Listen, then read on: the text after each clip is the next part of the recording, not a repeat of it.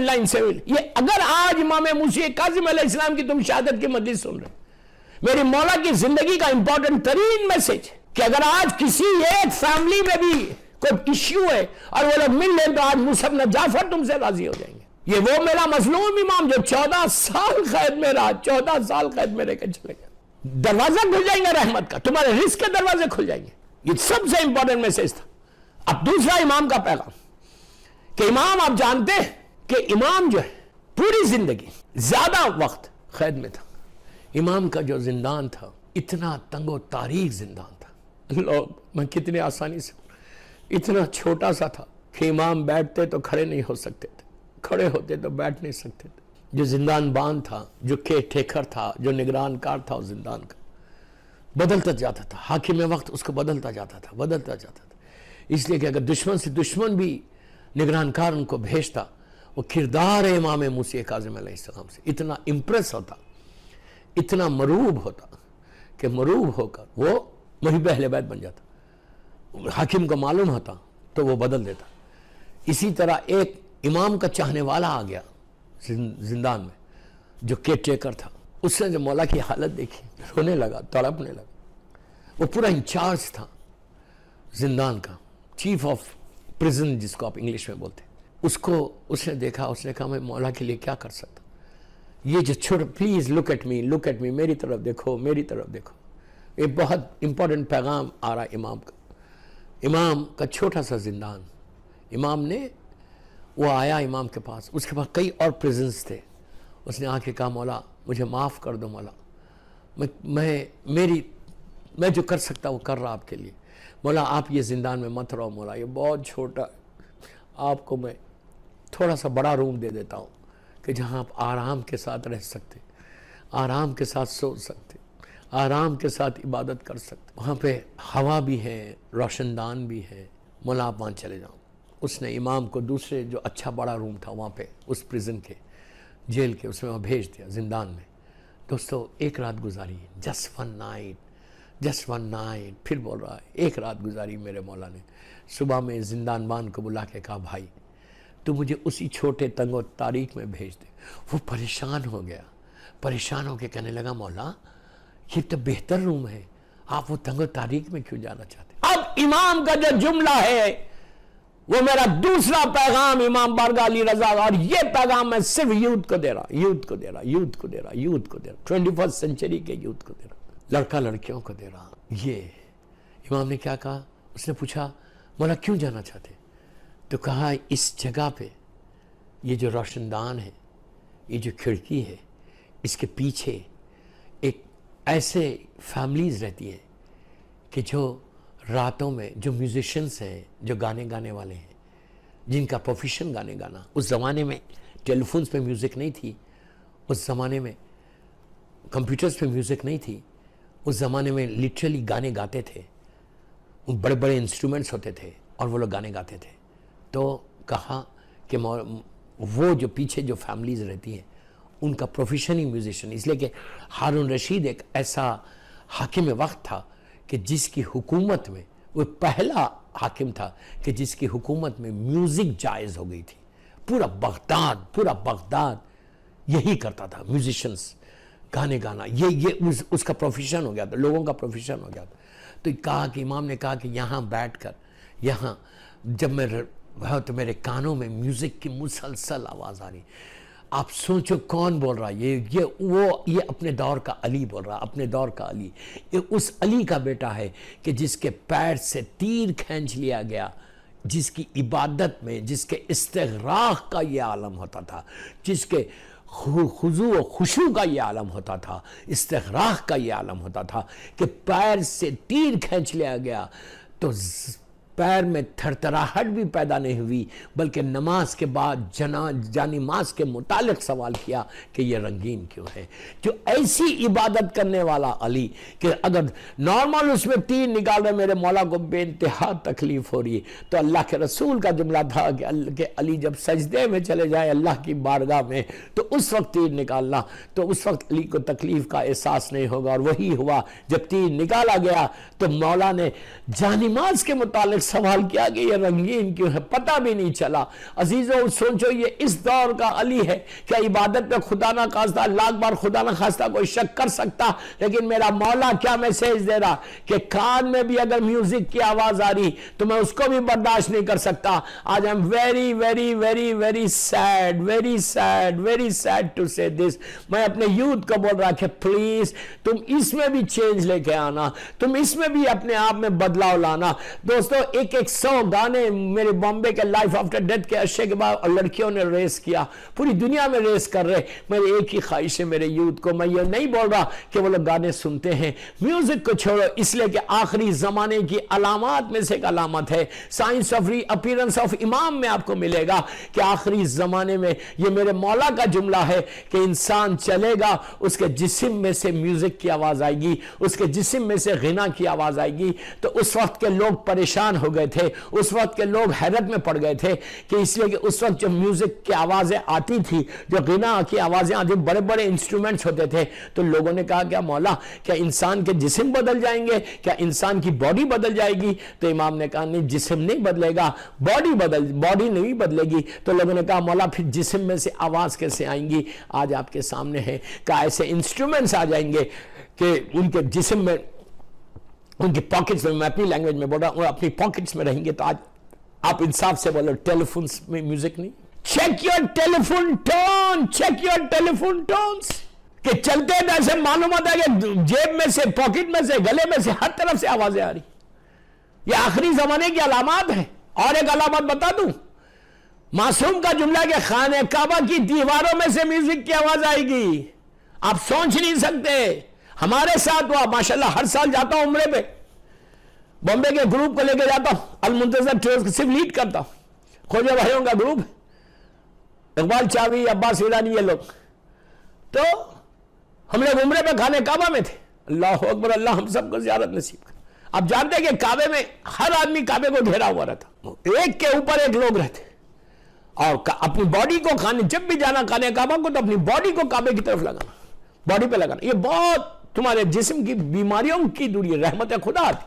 آپ کو کئی واقعات میں معصومین کے زمانے میں ملے گا۔ اب تو کعبے کے اوپر جو کور ہے، غلاف جو ہے وہ ٹائٹ ہے نیچے، اس زمانے میں ٹائٹ نہیں تھا، ایسا کور تو تھا۔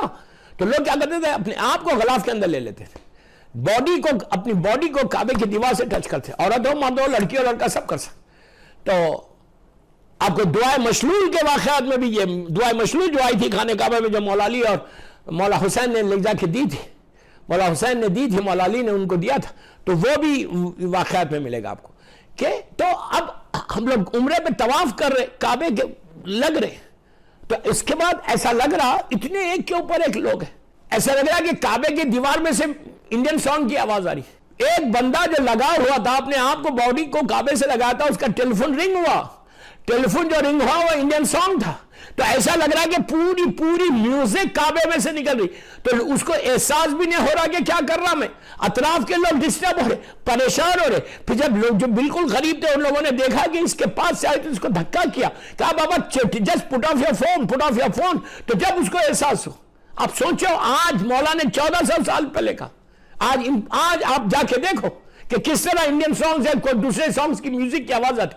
اور ایک تیسری بات بتا دو، اب جگہ کا نام نہیں بولوں گا، غیبت ہو جائے گی، میت دفن ہو رہی، بیٹا نیچے اترا گریو کے اندر۔ آپ جانتے ہیں کہ جب گریو کے اندر، لحد کے اندر میت کو لٹایا جاتا، اطراف میں لوگ بڑے خاموش، ویری سیڈلی کھڑے رہ کے وہ منظر کو دیکھتے رہتے۔ بیٹا رو رہا، فیملی والے رو رہے، باپ کو نیچے لٹایا، باپ کو نیچے لٹا کے اوپر سے مولانا نے اسماعیل فم کہا، جیسے اسماعیل فم کہا بیٹا جھکا ہوا، شولڈرز کو ہلا رہا، اور فوراً وہاں پہ اس کا ٹیلی فون رنگ ہوا کیا، انڈین سانگ بجنے لگا۔ اب وہ بھی پینک ہوا، اتنا سناٹا، اتنی خاموشی، لحد میں اتنی خاموشی، اطراف میں خاموشی۔ مولانا بھی 1 منٹ رک گیا کہ واٹس ہیپننگ، ہوا کیا؟ اب وہ پینک ہوا، کبھی یہ پاکٹ میں ہاتھ ڈالتا، کبھی اس پاکٹ میں ہاتھ ڈالتا۔ فائنلی ہی ٹک آف دا فون، اس کے بعد اس نے آف کیا۔ میں نے یہی کہا بابا تم نے اپنے باپ کو آخری وقت میں کیا سکھا، سنایا۔ میں یوتھ کو بول رہا change your telephone tones, change your telephone ٹونز۔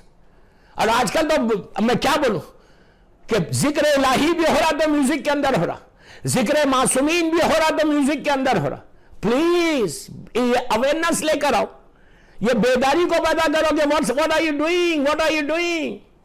Music کے ساتھ صرف زندہ رہنا نہیں ہے. بس میں اس سے زیادہ نہیں بولتا. You know very well کہ آج کل کے حالات ہماری کمیونٹی کے کیا ہو گئے. Please check yourself, check yourself. اس لیے کہ موسیٰ بن جعفر کو اگر راضی کرنا ہے تو یہ دو بیماریوں سے اپنے آپ کو بچاؤ. دیکھیں میں ایک 45-50 منٹ کے مجلس میں پورا مولا کی زندگی کی حالات بیان نہیں کر سکتا. پورا میں تو ایک اسٹوڈنٹ ہوں, پورا خمسہ چاہیے, پورا ایک اشرا چاہیے.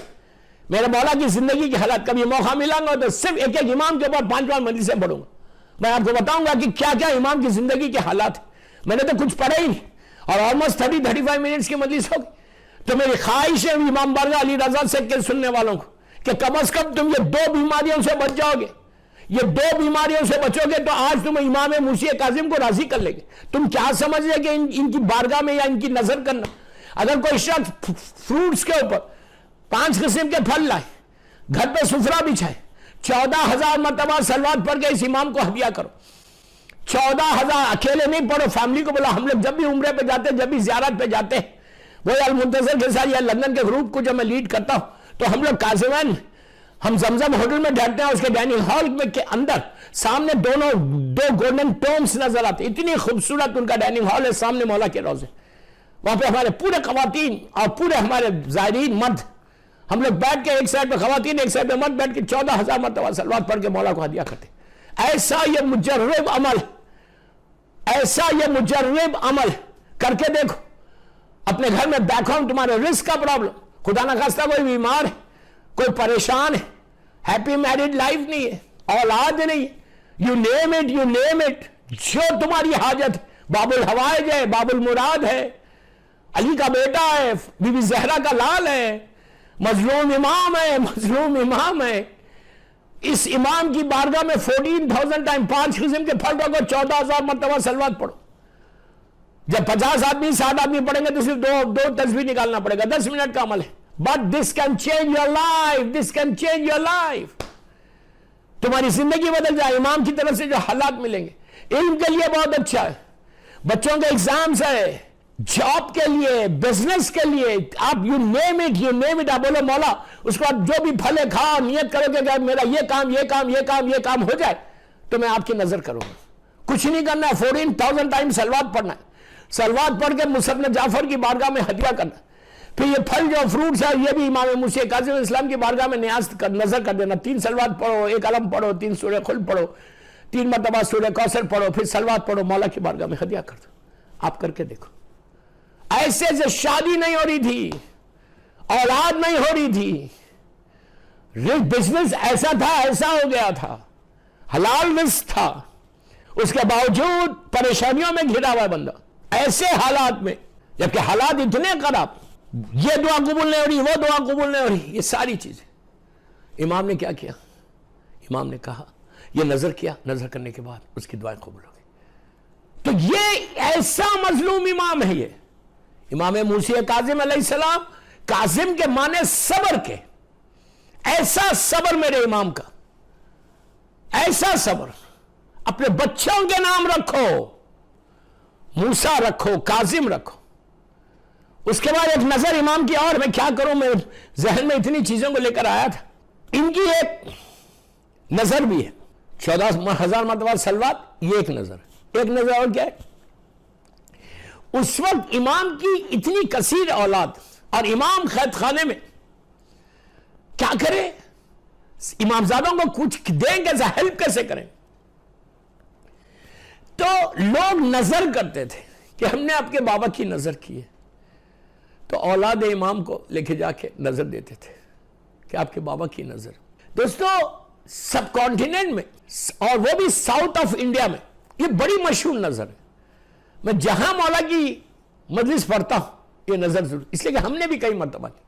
آپ ایک صرف نیاز, ایک نیت کر لو کہ اگر میرا یہ کام بن جائے گا تو میں 5 موسوی سید کو, 7 موسوی سید کو, 10 آپ کے اوپر ہے, موسوی سادات کو, موسیٰ بن جعفر کی بچوں کو جن کا بابا 14 برس قید میں رہا, ان کے بچوں کو میں کھانا کھلاؤں گا, کچھ بھی کھلاؤ کھانا, ایک میل. موسی سید کو, کاظمی سید کو, آپ اندازہ نہیں لگا سکتے. you will not believe کہ کس طرح سے تمہارا رزق کے لیے تو یہ ایسی اتنی اچھی نظر ہے کہ تم سوچ بھی نہیں سکتے. کر کے دیکھو کہ میرا یہ کام بن جائے گا تو میں امام موسی کاظم علیہ السلام کی اولاد کو، ان کے موسی سادات کو، کاظمی سادات کو میں کھانا کھلاؤں، ایک میل کھاؤں گا، ان کے ساتھ بیٹھ کے کھاؤں گا یا ان کو نظر لے کے جا کے کھانا دیتا.